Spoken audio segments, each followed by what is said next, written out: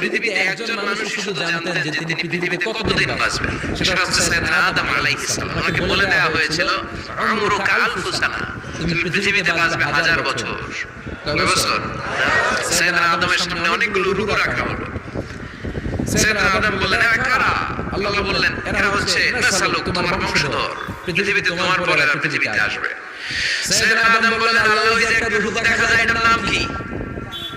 আল্লাহ বললেন, হাদা ইবনুকা দাউদ, এটা তোমার ছেলে দাউদ, সে দুনিয়াতে নবী হয়ে আসবে, তার ছেলে সুলাইমানও নবী হয়ে আসবে।